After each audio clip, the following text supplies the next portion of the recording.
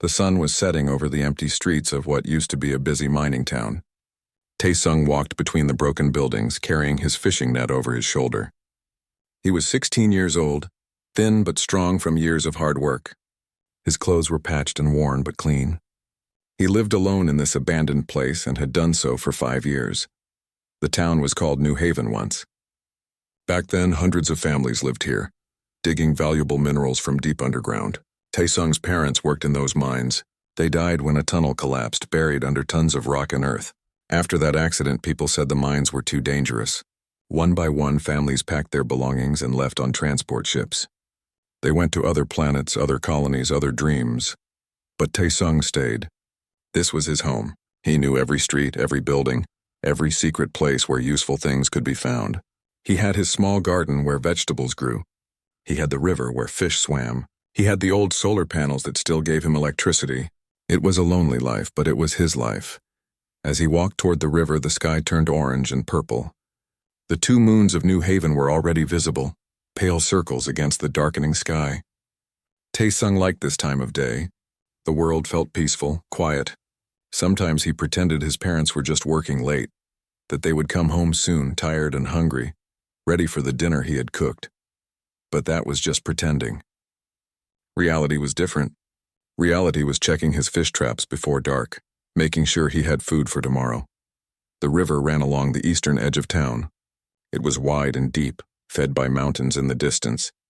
The water was usually calm, but recent rains had made it faster, louder. Taesung approached his usual spot where he had set 3 traps among the rocks. Then he heard something strange. A sound that did not belong to the river or the wind. A groan, low and pained. Taesung froze, listening carefully. There it was again, coming from downstream, near the tall grass by the water's edge. He moved slowly, quietly, the way his father had taught him when they used to hunt together. As he pushed through the grass, he saw something that made his heart race. An alien lay on the muddy ground near the water. She was young, maybe his age, with skin that shimmered like polished metal in the fading light. Her body was humanoid in shape, with 2 arms and 2 legs, but her features were distinctly not human. Her eyes were larger, colored like gold. Her hair was not hair at all, but thin, flexible strands that moved slightly even though there was no wind. She wore armor, or pieces of it. Most of it was scattered around her, broken and muddy. What Taesung noticed most were her legs. They were twisted at wrong angles, clearly broken. Blood, dark blue instead of red, stained the ground beneath her. The alien girl saw him and tried to move away. She said something in a language he could not understand. Her voice was rough with pain and fear. She reached for a weapon, a blade that lay just beyond her grasp. Taesung raised his hands, showing he was unarmed. He spoke slowly, gently. "I will not hurt you. You are injured. Let me help." She did not understand his words, but maybe she understood his tone. She stopped trying to reach the weapon, though her golden eyes watched him with deep suspicion. Taesung remembered the old translation device his father had owned. It was basic, designed for simple trade conversations with alien merchants who sometimes visited the mining colonies. He had kept it all these years, though he rarely needed it. Now he ran back to his house as fast as he could. His home was one of the few buildings he kept maintained. Inside, everything was neat and organized. He found the translator in a drawer, checked its battery, and ran back to the river. The girl had not moved. She could not move, not with her legs in that condition. He activated the device and held it between them. "Can you understand me now?" he asked. The device clicked and hummed, processing his words into her language. After a moment, it spoke in her tongue. She looked surprised, then nodded slowly. "Yes," she said, and the device translated her response back to Taesung. "I understand. What happened to you?" he asked. She was quiet for a long moment, as if deciding whether to trust him. Finally, she spoke. "I am Hana. I am Valrine. I was training, learning to survive in unknown places. My team was attacked by wild beasts from this planet, large with many teeth. I fell from a cliff trying to escape. My legs," she did not need to finish. Taesung could see what had happened to her legs. "I need to cross the river," Hana said urgently. "Before dawn. There is a sacred place on the other side. I must reach it or my ritual is not complete. Without completing the ritual, I cannot become a true warrior. My family will be dishonored. I will be dishonored." Taesung looked at the river. It was dark now and the water moved fast and dangerous.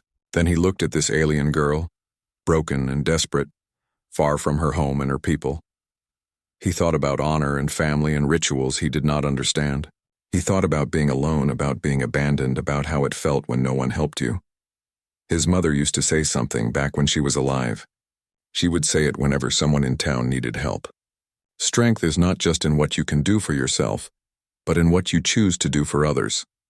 Tae-sung made his decision. "I will help you cross," he said simply. Hana stared at him as if he had spoken madness. "Why, you do not know me. My people are warriors. We are strong. Humans are weak. Why would you risk yourself for me?" Tae-sung shrugged. "Because you need help, and I can give it. That is reason enough." He stood up and began gathering materials. There was rope in the old storage building. There were metal poles from the mining equipment. He could make something to carry her, some kind of stretcher.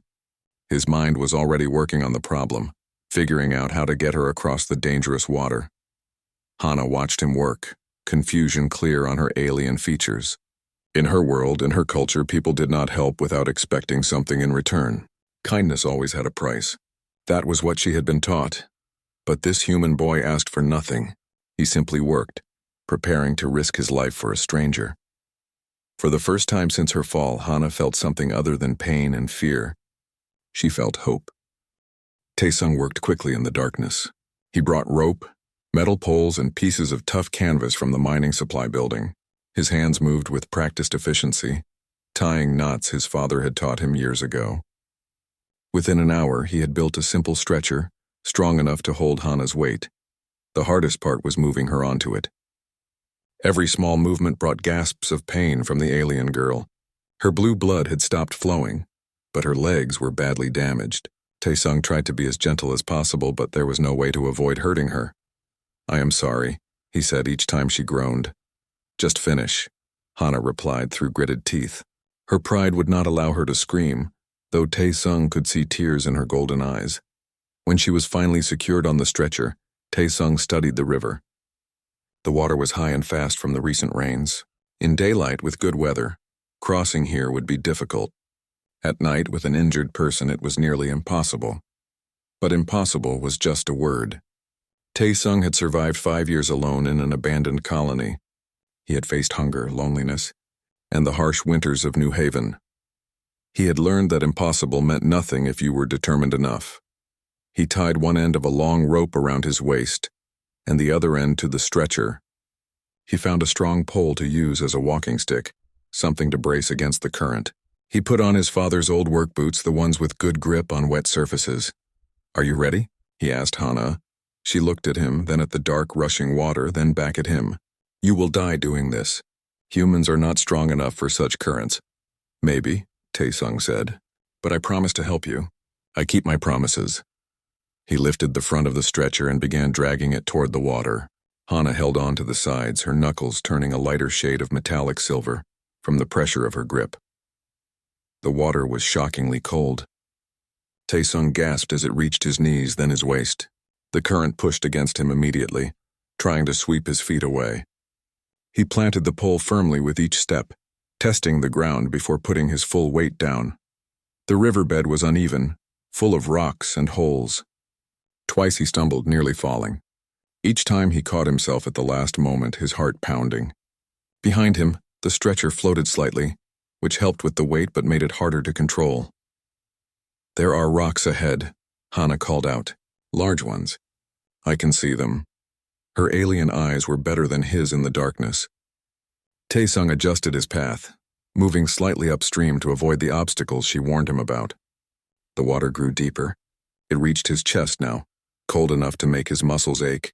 The current was strongest in the middle of the river. Tae-sung felt it grab him like a living thing, pulling, dragging. His feet slipped on smooth stones. For a terrifying moment, he lost his footing completely. The water closed over his head. He could not see, could not breathe. The current tumbled him, and he felt the rope around his waist pulling tight as the stretcher began to drift away. Panic filled his chest. Then something grabbed his arm. A hand, strong and desperate. Hana had reached out and caught hold of a large rock jutting from the riverbed. With her other hand, she gripped Tae-sung's arm with surprising strength.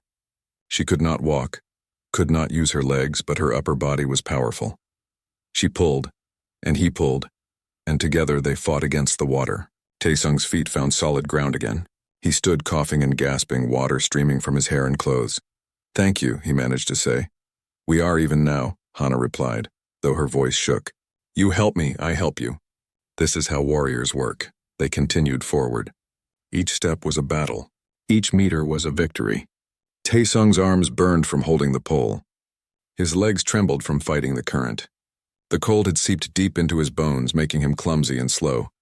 But he kept going. Behind him, Hana endured her own pain in silence, watching for dangers, warning him of obstacles, being his eyes in the darkness. Time became strange. Taesung did not know if they had been in the water for an hour or for days. There was only the next step and the next and the next. His world narrowed to the feel of the pole in his hands, the rope around his waist, the cold water trying to kill them both. Then, slowly, the water began to get shallower. It dropped to his waist, then his knees, then his ankles. Solid ground rose beneath his feet. The sound of the current grew quieter. They had made it across. Taesung dragged the stretcher up onto the muddy bank and collapsed beside it. He lay there, breathing hard, staring up at the sky. The stars seemed incredibly bright. The 2 moons had moved across the sky during their crossing. It was late now, but not yet dawn. "We did it," he said. Hana was crying, not from pain this time, but from relief in something else, something deeper. "I did not think we would survive. I was certain we would both die. But we did not," Taesung said. He sat up slowly, every muscle protesting. "Where is this sacred place?" Hana pointed toward a hill about 200 meters away. At its top, Taesung could see a circle of stones, ancient-looking, arranged in a pattern he did not understand. "There," she said. "That is where I must go." Taesung stood on shaking legs. He was exhausted, cold and wet. Every part of him hurt. But the night was not over yet. He lifted the stretcher again and began walking toward the hill. The climb was difficult.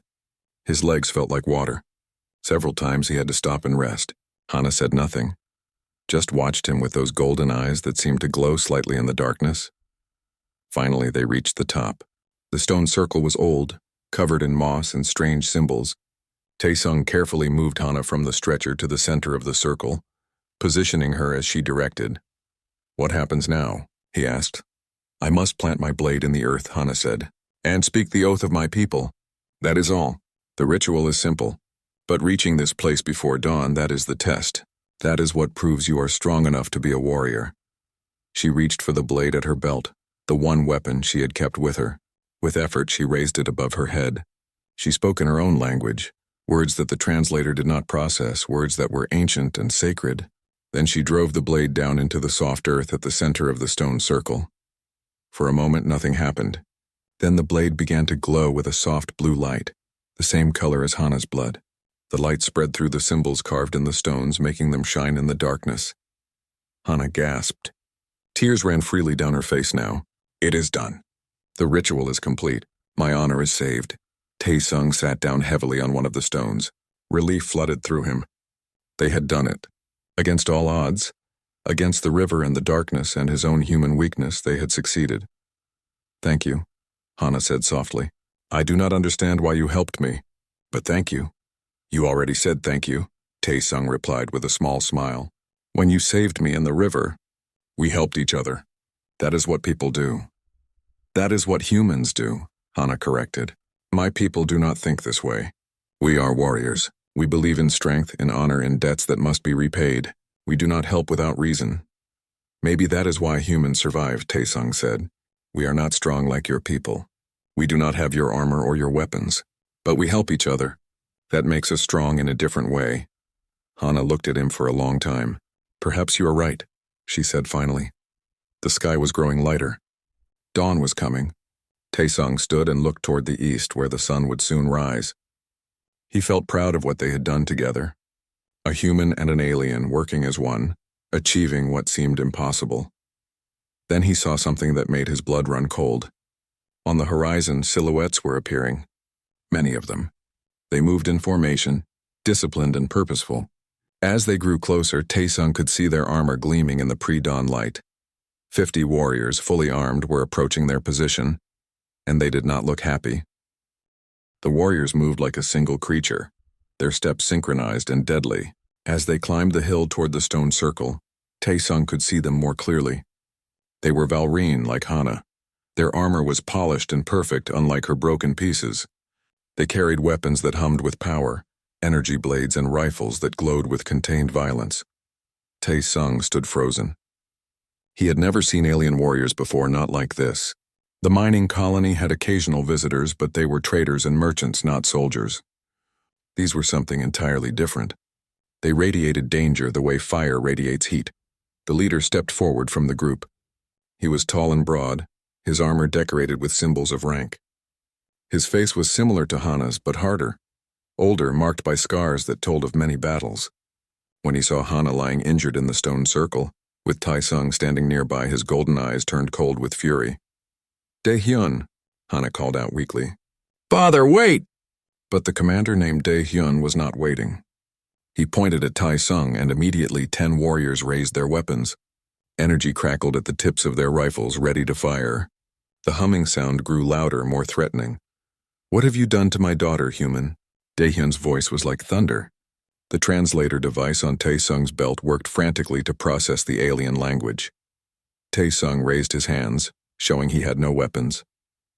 "I helped her. She was injured. I carried her across the river so she could complete her ritual." "Lies," said another warrior, younger than Dae-hyun but with similar features. "This must be Woo-jin, Hana's brother. Humans are weak. You could not carry a Valrine warrior across a river. You attacked her and brought her here to hold her hostage." "No," Hana shouted. Her voice was stronger now, filled with desperation. "Brother, you are wrong. Father, you are all wrong. This human saved my life. I fell during training. The creatures on this planet attacked me. I broke my legs. I was dying by the river. He found me. He built a stretcher. He carried me through the water in darkness. He nearly drowned helping me." The warriors looked uncertain. They glanced at their commander, waiting for orders. Dae-hyun's expression did not change, but he lowered his hand slightly. "The weapons did not power down, but they did not fire either. Why would a human do this?" Dae-hyun asked, his voice still hard with suspicion. "What does he want from us? What payment does he demand?" "He wants nothing," Hana said. "He asked for nothing. He simply helped because I needed help." Silence fell over the hilltop. The wind blew gently through the stone circle, making the moss sway. The blade Hana had planted still glowed with soft blue light, proof that the ritual was complete. Woo-jin spoke up. "That is not possible. No one helps without reason, especially not humans. They are merchants, traders. Everything they do has a price." Tae-sung felt anger rising in his chest, but he pushed it down. Getting angry would not help. "I am not a merchant. I am just a boy who lives alone in an empty town. Your sister needed help, I gave it. That is all." Dae-hyun walked slowly around Tae-sung, studying him. The commander's eyes missed nothing. He saw the worn clothes, the exhaustion, the mud and river water still dripping from the human's body. He saw the makeshift stretcher, cleverly built from salvaged materials.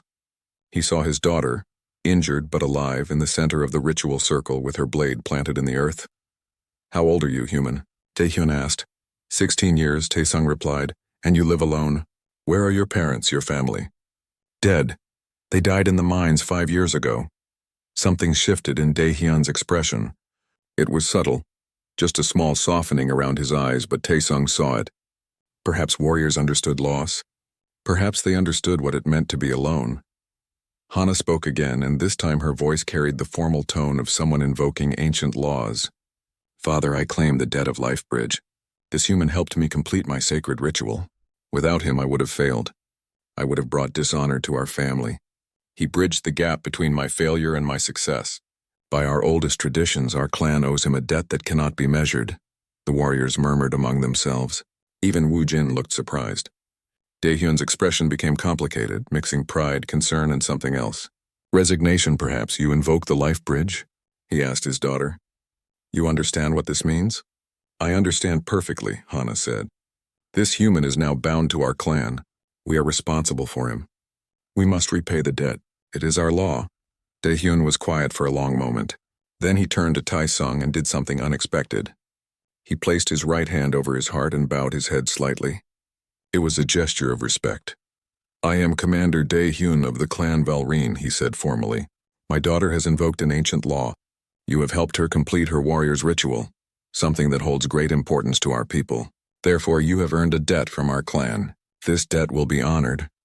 The other warriors also placed hands over their hearts and bowed their heads, including Woo Jin, though he still looked skeptical. Tae-sung did not know how to respond. He simply bowed back, the way his parents had taught him to show respect. I am Tae-sung. I am honored, though I still do not fully understand. You will understand in time, Dae-hyun said. He turned to his warriors and issued rapid commands. Medical team, treat my daughter immediately. Her legs must be healed. Scout team, secure this area. I want to know what attacked her. Communication team, report to the ship that Hana is found and safe. The warriors moved quickly and efficiently. Two of them, wearing different armor with medical symbols, rushed to Hana with equipment that looked advanced and alien. They pulled out scanning devices and injectors filled with glowing blue liquid. Woo Jin approached Tae-sung more slowly. Up close, he looked even more like Hana, with the same golden eyes and metallic silver hair strands. I apologize for accusing you falsely, he said stiffly. I acted on assumption rather than truth. That is not the way of a proper warrior. It is okay, Tae-sung said. You were protecting your sister. I understand. Still, I was wrong. I see now that my father was correct when he said humans should not be underestimated. Woo Jin paused, then added, the river crossing that you describe. In darkness with injured weight against strong current, that is not an easy thing.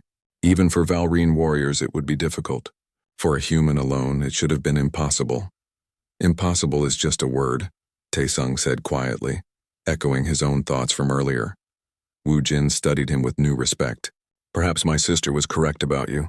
Perhaps humans have strengths we do not recognize. The medical warriors were working on Hana now. She lay still as they scanned her legs, injected medicines, and began setting the broken bones with devices that hummed and glowed. She looked tired but relieved. Her golden eyes found Tae-sung across the circle and she smiled. Dae-hyun returned to Tae-sung's side. You must be exhausted. Come with us to our ship. We have medical facilities that can check you for injuries. We have food and rest. You have earned these things. Tae-sung hesitated. The idea of going onto an alien ship was both exciting and frightening. But he was indeed exhausted. His whole body ached. His stomach was empty. And something in Dae-hyun's voice told him this was not just an offer but an expectation. He had become bound to this clan somehow through traditions he did not understand. Thank you, he said. I will come. As the sun rose fully over New Haven, painting the abandoned colony in golden light, Tae-sung walked down the hill surrounded by 50 Valreen warriors. In the center of their group, carried carefully by the medical team, was Hana. She caught his eye and mouthed two words. Thank you. Tae-sung smiled. He had woken up yesterday as an orphan living alone, surviving day by day. Now he was something else. He was a life bridge, whatever that meant. He was bound to an alien warrior clan.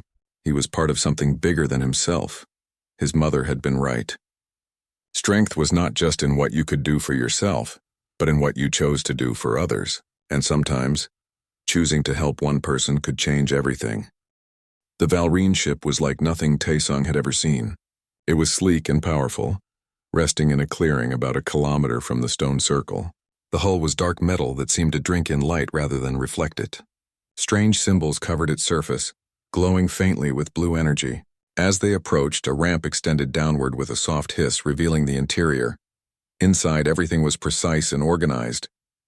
The corridors were wide and clean. Lights ran along the ceiling in geometric patterns. Warriors moved with purpose, each knowing exactly where to go and what to do. It reminded Tae-sung of the mining colony when it was fully operational, but cleaner, more advanced, and somehow more alive. A medical officer guided him to a small room filled with scanning equipment. Remove your wet clothes, the officer said through the translator. We need to check you for injuries and hypothermia. Tae-sung hesitated, then complied. The officer, whose name was Bo-ra, worked quickly and professionally. She ran a handheld scanner over his body, making small humming sounds at what she found. You have bruising on your ribs, minor cuts on your hands and feet, and your core temperature is lower than healthy. Nothing serious, but you pushed your body hard. I will give you medicine to prevent infection and warm you from inside. She prepared an injection with blue liquid, similar to what they had used on Hana. Will that work on humans? Taesung asked nervously. Our medicine works on most carbon-based life forms. Valrine and human biology are different, but not too different. The medicine adjusts itself. She pressed the injector against his arm. There was a brief sting. Then warmth spread through his body like drinking hot soup on a cold day. Bora provided him with clean, dry clothes. They were Valrine military uniforms, too large for his human frame, but comfortable and warm. She also gave him food. Strange items that tasted unfamiliar but not unpleasant. Some were sweet, others savory. All of it filled his empty stomach. As he ate, Wu Jin entered the room. My father wishes to speak with you. When you are ready. Taesung finished the last of his meal and followed Wu Jin through the ship's corridors. They passed training rooms where young Valrine practiced combat. They passed a large window that showed New Haven spread out below. They passed warriors who stopped and bowed their heads slightly as Taesung walked by, which made him uncomfortable. Why do they bow? He asked Wu Jin. Because you carry the title of Lifebridge, it is rare. In our history, only 12 others have earned this honor. And never a human. You are unique. They show respect for what you did. I just helped someone who needed help. Exactly, Wu Jin said. That is why it is respected. Many can fight. Few can show true compassion. They arrived at a large room that was clearly a command center. Screens covered the walls, showing maps, data, and images Taesung could not interpret. Daehyun stood at the center, studying a holographic display. When he saw Taesung, he dismissed the other officers in the room. Sit, Daehyun said, gesturing to a chair. We need to talk. Taesung sat. Daehyun remained standing, his imposing figure made even larger by his formal commander's armor. I have questions. Daehyun began. First, tell me about this planet. You have lived here for years. What do you know? This surprised Taesung. He expected questions about why he helped Hana, or what he wanted as payment. Not questions about New Haven. What do you want to know? Everything. The weather patterns, the dangerous creatures, the resources, the terrain. My people came here for training, to teach our youth how to survive on unknown worlds. But we did not study this planet carefully enough.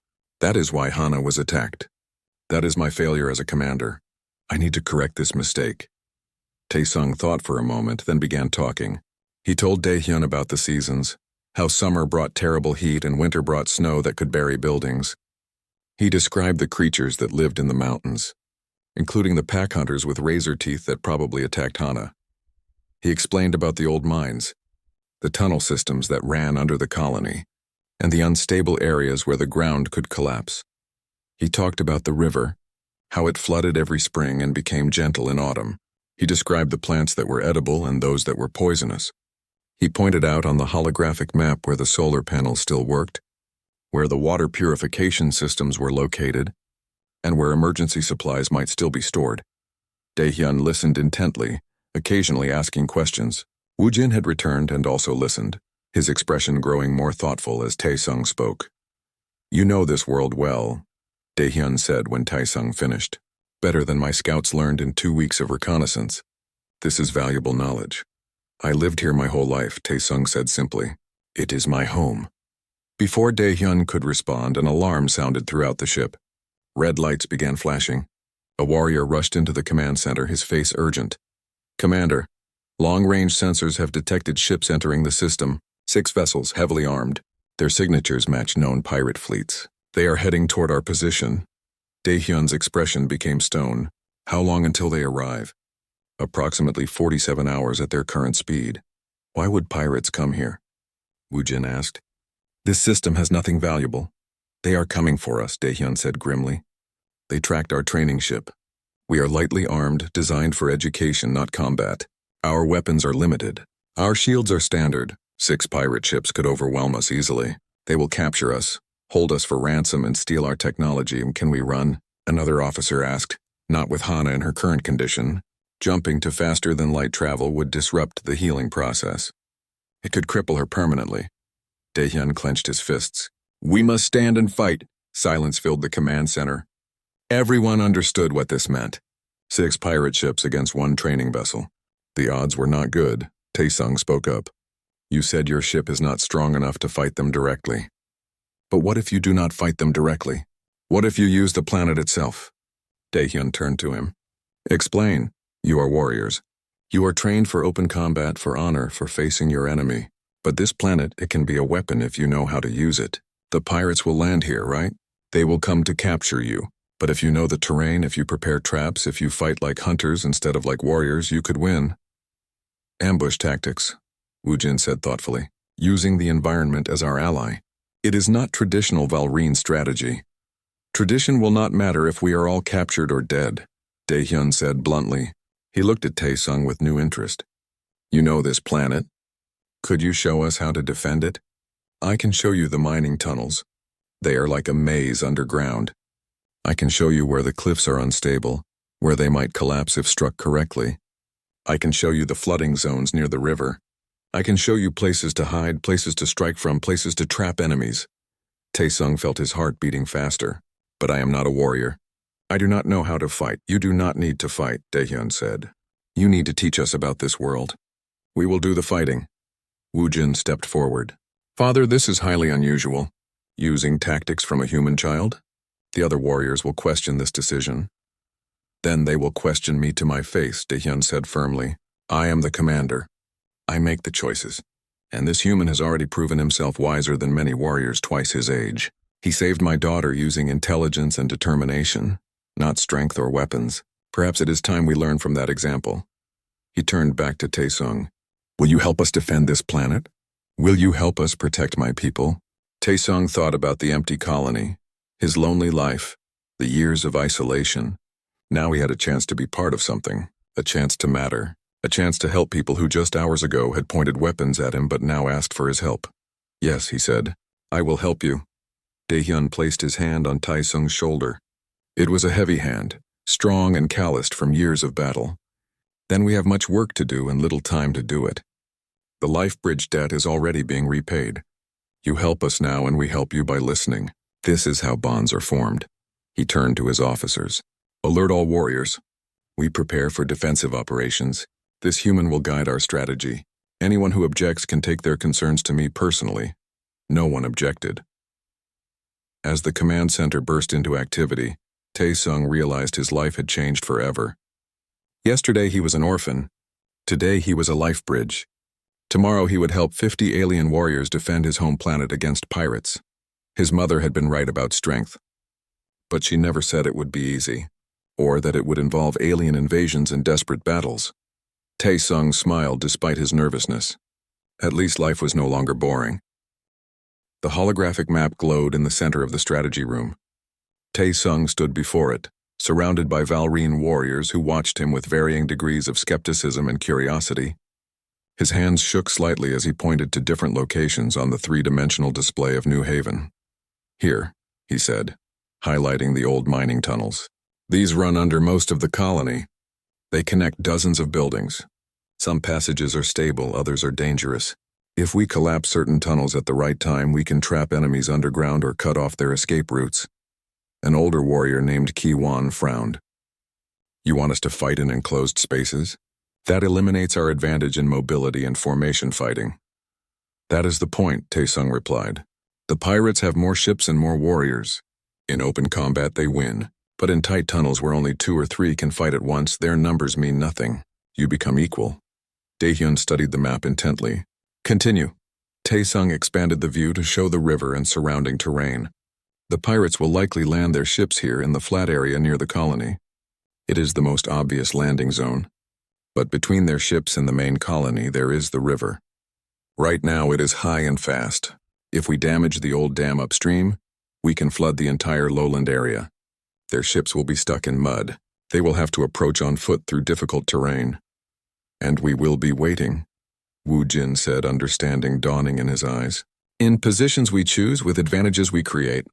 Exactly, Taesung said. He pointed to the cliffs on the eastern edge of the map. These are unstable. The mining company marked them as dangerous years ago. If we place explosives correctly, we can cause rock slides. Anyone caught below will be buried or forced to retreat. Another warrior, a stern female named Airi, spoke up. The human speaks of explosives. Do we have such weapons? The mining colony has old explosive charges, Taesung said. They use them to break rock. They are primitive compared to your weapons, but they will work for collapsing tunnels and triggering rock slides. Daehyun nodded slowly. This strategy is sound. It uses our enemies' expectations against them. They will expect a direct confrontation, ship against ship. Instead, they will find a prepared battlefield where we hold every advantage. Kiwon still looked doubtful. This is not the way of Valrine warriors. We fight with honor, facing our enemies openly. With respect, Commander Kiwon, Taesung said carefully. Will honor matter if you are all captured or dead? The pirates do not care about honor. They care about profit. If you want to protect your people, you must think like your enemy, not like yourself. Several warriors murmured.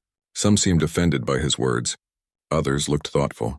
Daehyun raised his hand and silence fell immediately. The human speaks truth. Our honor codes exist to prevent us from becoming monsters, from repeating the mistakes of our civil war. But honor does not mean stupidity. Honor means protecting those we are responsible for. If unconventional tactics achieve that goal, then using them is the honorable choice. He turned to Taesung. Show us these locations. We will prepare. Over the next 30 hours, Taesung led groups of warriors throughout the abandoned colony. He showed them the mining tunnels, explaining which passages were safe and which were on the verge of collapse. He led them to the old supply buildings where explosive charges were still stored, carefully preserved in sealed containers. The warriors learned quickly. They studied the terrain with professional efficiency, asking intelligent questions and making notes. Taesung found himself impressed by how they adapted. These were people trained for one type of combat, yet they embraced a completely different approach because it made tactical sense. Wu Jin became Taesung's shadow during these preparations. Hana's brother asked countless questions about human thinking, human survival strategies, and human history. Your species is weak physically, he said as they climbed through a mining tunnel. But you compensate with cleverness. You turn every disadvantage into a potential weapon. We had to, Taesung said. Humans did not evolve as the strongest or fastest creatures on Earth. We survived by being smart, by working together, and by using tools. That is our nature. It is a good nature, Wu Jin admitted. I see now why my father respects you. As they worked, Taesung also spent time with Hana. The medical team had done remarkable work. Her legs were healing rapidly, though she still needed physical therapy to regain full mobility. Taesung helped her with exercises, supporting her as she took careful steps around the medical bay. Does it hurt? He asked as she grimaced during a particularly difficult stretch. Yes, but pain is temporary. Weakness is permanent if you allow it. She looked at him seriously. I heard about your strategy for defending the colony. The warriors are divided. Some think you are brilliant. Others think my father has gone mad trusting a human child. What do you think? I think you carried me across a raging river in darkness when you had no reason to help me. I think you are stronger than you look, and smarter than most warriors I know. I think the pirates will regret coming here. She paused, then added, I also think you are changing my people, making them question old assumptions. That is good, but it is also dangerous. Not everyone welcomes change, Taesung understood. He had seen the suspicious looks from some warriors, heard the muttered comments. But he also saw respect in others' eyes, including Daehyun's. That evening, as the sun set over New Haven, Taesung stood with Hana on a balcony extending from the ship. She could walk now, though with a slight limp that would fade over time. They watched the sky together, looking for any sign of approaching vessels. Tell me about your people, Hana said. About humans. I know very little, so Taesung told her. He spoke of Earth, though he had never been there, only heard stories from his parents. He described humanity's history, full of wars and peace, invention and destruction, always reaching for something better even when they failed repeatedly. We are not perfect, he said. We fight among ourselves. We make terrible mistakes, but we also dream big dreams. We hope even when hope seems foolish, and we help each other, because deep down we know we are all in this together. That is very different from Valrine culture, Hana said thoughtfully. We are taught that strength is individual, that each warrior must prove their worth alone. The idea of collective strength is foreign to us. Maybe that is why we can learn from each other, Taesung suggested. Hana smiled, the first real smile he had seen from her. Maybe you are right, Taesung of Earth. Maybe you are right. The next morning, the alarm sounded. The pirate ships had arrived earlier than expected. They were descending toward the planet's surface, 6 dark shapes against the blue sky. All warriors rushed to their positions. Tae-sung went to the command center with Dae-hyun and Woo-jin. Through the screens, they watched the pirate vessels land exactly where Tae-sung had predicted, in the flat area near the colony. The ships were ugly compared to the Valrine vessel. They were patchwork constructions, built from stolen parts and salvaged materials. But they bristled with weapons, and when the ramps lowered, armed figures began pouring out. Tae-sung's breath caught. There were so many. Hundreds of pirates representing dozens of different species. Some were hulking and massive, others were quick and small. All carried weapons that looked deadly and well used. "Do not fear," Dae-hyun said, noticing Tae-sung's expression. "You have given us every advantage possible. Now we execute the plan." A warrior at a control station spoke up. "Commander, the pirates are attempting to cross the river using portable bridges. Should we destroy them now?" "No," Dae-hyun said. "Let them cross. Let them commit. The deeper they go into our trap, the more complete our victory will be." Tae-sung watched the screens, his heart pounding. His plan had seemed good in theory. Now he would see if it worked in practice. The lives of 50 Valrine warriors depended on his knowledge of an abandoned mining colony. No pressure, he thought grimly. On the screens, the pirates advanced, confident and careless. They thought they were hunting. They did not realize they were the prey. The battle for New Haven was about to begin. "All units," Dae-hyun commanded into his communicator, his voice steady and strong. "Prepare to engage. Make every shot count. Make every position matter. And remember what the human taught us. The battlefield is not just ground beneath your feet. It is a weapon to be wielded." The warriors responded with a unified acknowledgement. Tae-sung felt a strange mix of pride and terror. He had gone from a lonely orphan to a military strategist in less than 2 days. Life had definitely stopped being boring. Now he just had to make sure he survived to see tomorrow. The pirates moved through the colony like a swarm, spreading out among the abandoned buildings. Through the security cameras that Tae-sung had helped restore, the command center could watch their every move. There were at least 200 of them, far more than the 50 Valrine warriors defending the colony. Their leader was easy to identify. He was massive, even for his species, with scaled skin and mechanical implants covering half his face. The translator identified his language as he barked orders to his forces. "Spread out. Find the Valrine ship. Capture any warriors alive if possible. Dead if necessary. The ship's technology is the real prize." His name, according to intercepted communications, was Kang-dae. Dae-hyun watched the screens with cold calculation. "They are taking the main road, as predicted. Once they reach the central square, we spring the first trap. Our team's in position?" Warriors at control stations confirmed readiness. Tae-sung stood nearby, trying to stay out of the way but unable to look away from the screens. His plan was unfolding in real time. The pirates reached the central square, a large open area surrounded by tall buildings. It looked like a perfect place to gather forces before pushing deeper into the colony. Kang-dae ordered his troops to form up, probably planning their next move. "Now," Dae-hyun said quietly. Explosions erupted from the buildings surrounding the square, not random explosions, but precisely placed charges that brought entire structures toppling inward. Dust and debris filled the air. The pirates' formation shattered as warriors scattered, trying to escape the falling buildings. From concealed positions in the remaining structures, Valrine warriors opened fire. Energy bolts lanced through the dust, finding targets with deadly accuracy. Pirate ships tried to lift off to provide support, but their landing gear had sunk deep into the mud near the flooded river. They were stuck. "First blood to us," Woo-jin reported. "Enemy casualties estimated at 40. They are retreating to the south." "Good," Dae-hyun said. "Let them retreat into the tunnel district. Second team, prepare your positions." The pirates regrouped and pushed southward away from the killing ground of the central square. They entered the old industrial district where the mining tunnels had their main entrances. It looked like good cover, with solid buildings and narrow streets. They did not realize they were entering the maze. Valrine warriors had spent hours mapping the tunnels, marking safe routes and dead ends. As pirates entered buildings to use as defensive positions, they found tunnel entrances that seemed to offer escape routes or flanking opportunities. They split their forces to explore these passages. That was when the second phase began. Small teams of Valrine warriors engaged the pirates in the tunnels, then retreated deeper underground. The pirates, angry and eager for revenge, pursued them. The chase led through twisting passages, across underground bridges, and through chambers that had once held mining equipment.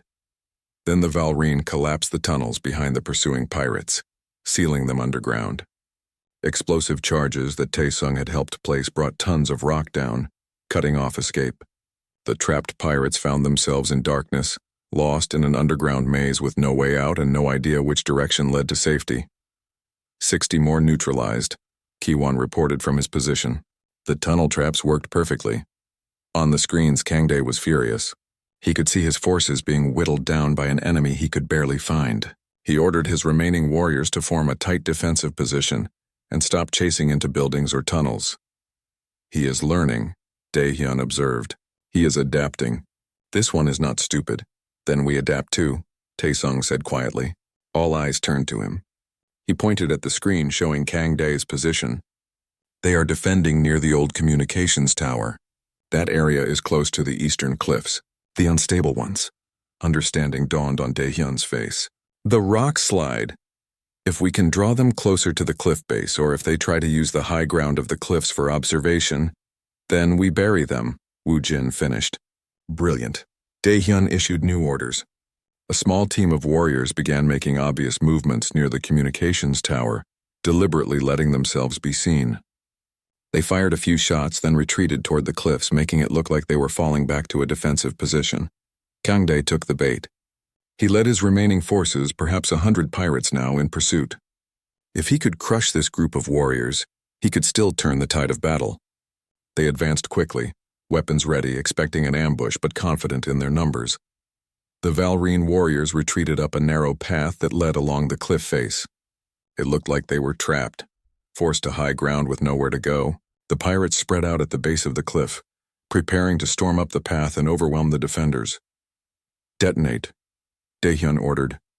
The charges placed along the cliff face exploded in sequence.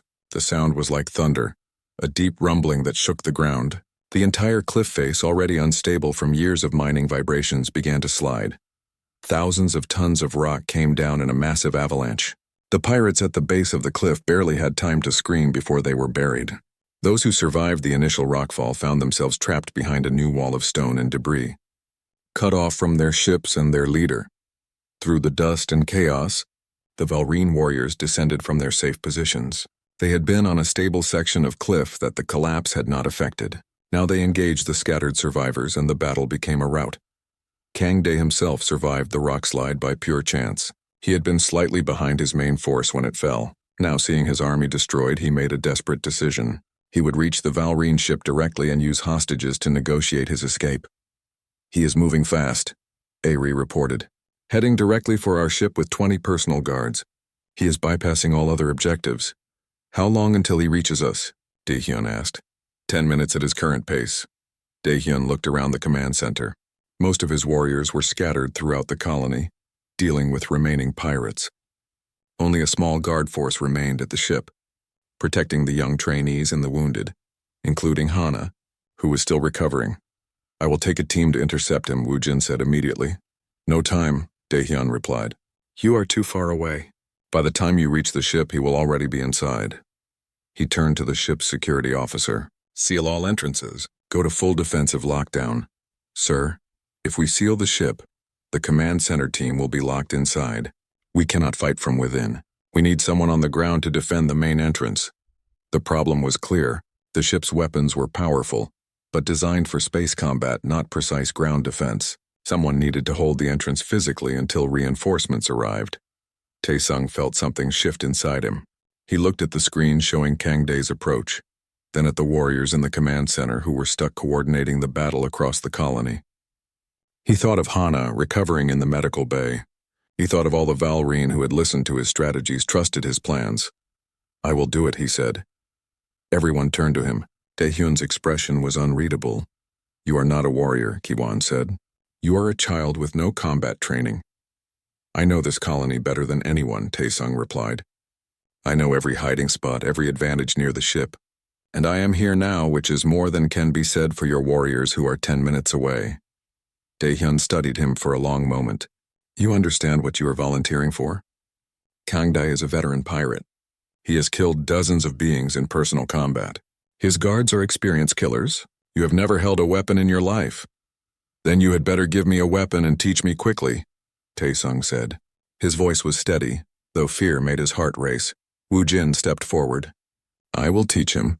I can explain basic weapon operation in 2 minutes. Do it, Daehyun said. He placed his hand on Taesung's shoulder. You are braver than you know, young human. Your parents would be proud. Taesung felt tears sting his eyes but blinked them away. No time for emotion. Only time for action. Wu Jin led him to the armory at a run. He handed Taesung a Valrine energy rifle, lighter than it looked, warm to the touch. The red button activates it. Aim with this sight. Pull the trigger to fire. Each shot uses energy, and you have enough for 40 shots. Do not waste them. Point, shoot, do not die. Got it, Taesung said with false confidence.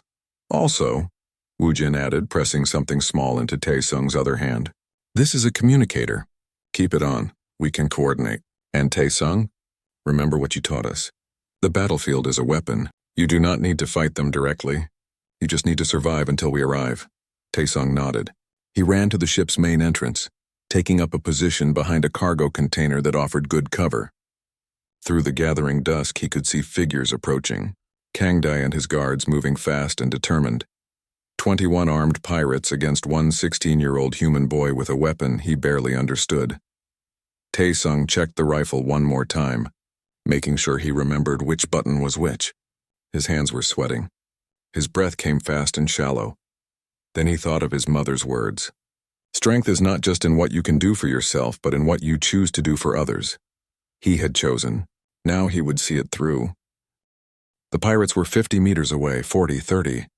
Taesung raised the rifle, aimed at the Gru energy bolts tore through the air above Taesung's head as he pressed himself flat behind the melting cargo container. Heat washed over him in waves. The container would not last much longer under sustained fire. He needed to move, but where? Think, he told himself. Remember what you taught them. The battlefield is a weapon. He looked around frantically. To his left, stacks of mining equipment created a maze of metal. To his right, old storage tanks. Behind him, the ship's entrance. And between him and the pirates, open ground that meant death. 5 seconds until that container fails.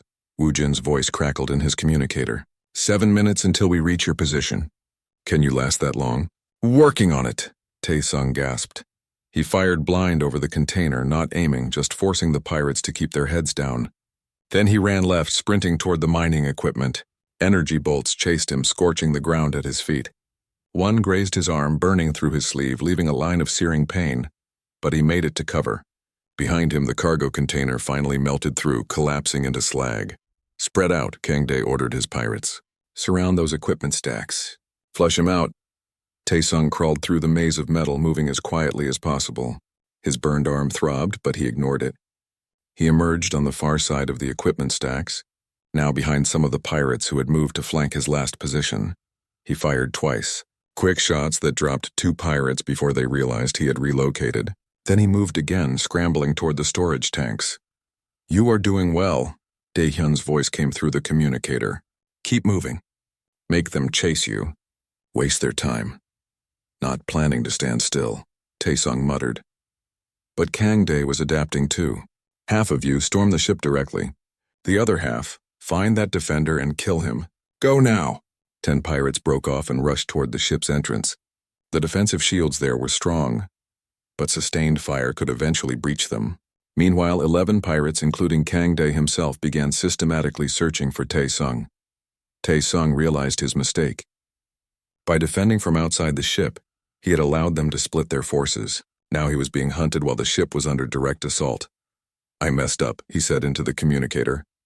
No, Daehyun replied firmly. You slowed them. You reduced their numbers. You gave us time. Now we give you something in return. The ship's point defense weapons suddenly activated. They were designed for destroying incoming missiles, not ground targets, but they adapted. Rapid-fire energy beams swept across the open area in front of the entrance. 3 pirates died instantly. The others scattered, their assault broken. That will keep them occupied, Daehyun said, but the weapons have limited targeting angles. You are on your own with the hunters. 4 minutes until reinforcements arrive. 4 minutes. It might as well have been 4 hours. Tae-sung checked his rifle's energy counter. 12 shots remaining. 11 enemies searching for him. The math was not encouraging. He heard movement behind him. They were close now, coordinating their search, calling out positions to each other. He was running out of places to hide. Then he remembered something. The old maintenance shed, barely visible in the gathering darkness. It had a basement level with emergency supplies. His father had shown it to him years ago. Tae-sung ran for the shed, not bothering with stealth anymore. Speed was all that mattered. Behind him, pirates shouted and gave chase. Energy bolts lit up the dusk. One hit the ground centimeters from his foot, nearly tripping him. He reached the shed and yanked open the door. Inside, darkness. He found the basement stairs by memory and descended quickly, pulling the door shut above him. He went into a building. A pirate voice called. Trap him inside. Torch it if you have to. Tae-sung felt his way through the darkness to the back of the basement. There, exactly where his father had shown him, was an emergency exit. A tunnel that led to the old water purification system 200 meters away. It had been built as an escape route in case of mine collapses. He crawled through the tunnel, rifle clutched awkwardly in one hand. Above, he heard pirates entering the shed, heard them beginning to descend the stairs. He is not here, one said. There must be another way out. Find it, Kangdae snarled. I want that human's head. Tae-sung emerged from the tunnel in the purification facility. He was breathing hard, his burned arms screaming with pain, his energy nearly spent. But he had escaped again. 2 minutes, Woo Jin's voice encouraged. We are almost there. We can see the ship. Through a broken window, Tae-sung could see the situation at the ship's entrance. The point defense weapons had stopped firing, probably conserving power. The remaining pirates who had tried to assault the entrance were regrouping for another attempt. And somewhere in the darkness, Kangdae and his hunters were still searching for him. Tae-sung made a decision. He climbed to the roof of the purification facility, making himself visible. Then he fired 3 shots into the air. Here, he shouted. I am here. Every pirate's attention turned toward him. Kangdae let out a roar of triumph and began running toward the facility. His hunters followed. The pirates at the ship entrance hesitated, then also moved toward this new target. What are you doing? Tae-hyun demanded through the communicator. Drawing them away from the ship, Tae-sung replied, and bringing them all to one place. For you. He fired his remaining shots at the approaching pirates, not trying to kill, just trying to keep their attention. They returned fire enthusiastically, and the roof began to disintegrate around him. Tae-sung ran to the far edge and jumped, landing hard in a pile of old equipment pads that broke his fall. His rifle was empty now. He was defenseless, and 20 angry pirates were converging on his position. But his job was done. The Valrine warriors arrived like a storm. Woo Jin's team came from the west, Kiwan's from the north. They caught the pirates in a crossfire, perfectly positioned, every angle covered. The battle was brutal but brief.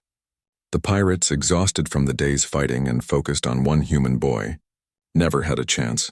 Kangdae fought to the end, taking down 3 warriors before Woo Jin finally stunned him with a precise shot. When the pirate leader fell, the remaining few pirates surrendered immediately. Tae-sung sat on the ground amid the old equipment, too tired to stand. He watched as Valrine warriors secured the prisoners, as medical teams rushed to treat wounded warriors, as order emerged from chaos. Woo Jin appeared beside him, offering a hand. Tae-sung took it and let himself be pulled to his feet. You are insane, Woo Jin said, but he was smiling. Brave and insane. Did everyone survive? Tae-sung asked. Hana, the others. All safe. The ship was never breached. And you impossible human, held them off long enough. Woo Jin looked at him with open admiration. My father was right about you. You are stronger than you look. The next few hours were a blur. Tae-sung's arm was treated by Bo-ra, who scolded him for being reckless while carefully applying healing gel. Hana limped over to see him, her face a mix of relief and exasperation. You nearly got yourself killed, she said. But I did not, Tae-sung pointed out. Only because you are too stubborn to die, she replied. But then she hugged him carefully, mindful of his injuries. Thank you for protecting us. As dawn broke over New Haven, the Valrine held a formal ceremony. All 50 warriors gathered in formation, along with the young trainees who had watched the battle from the ship's safety. Tae-sung stood before them, exhausted and bandaged but alive. Daehyun stepped forward carrying something that gleamed in the morning light. It was a piece of armor, beautifully crafted, marked with symbols Taesung did not recognize. Taesung of Earth, Daehyun said formally. You helped my daughter complete her sacred ritual. You devised the strategy that allowed us to defeat a force 4 times our size. You personally defended our ship and our young when no warrior could reach them in time. For these actions, you are granted the title of Bridgewalker, one who connects peoples and worlds. He placed the armor piece over Taesung's heart. It was light and warm, seeming to mold itself to his body. This armor bears our clan's mark, Daehyun continued. You are now and forever a member of the Valrine clan. You have earned a place among warriors, though you fight with your mind rather than your body. You have taught us that strength comes in many forms. The assembled warriors placed their hands over their hearts and bowed deeply. Taesung, overwhelmed, could only bow back. Later, as the Valrine prepared to leave, Daehyun made Taesung an offer. Come with us. Live on our homeworld. Study strategy and tactics. You could become a great military advisor, helping to protect our people and others. It was an incredible opportunity, a life among the stars, adventure, purpose, everything a lonely orphan might dream of. But Taesung looked at New Haven. He saw the abandoned buildings, the empty streets, the planet that had been his whole world. And he thought of something else. I appreciate the offer, he said carefully, but this is my home. I cannot leave it empty forever. What if instead of leaving, we could make something new here? A place where Valrine and humans work together? Where warriors could train alongside colonists? Where different peoples learn from each other? Daehyun considered this.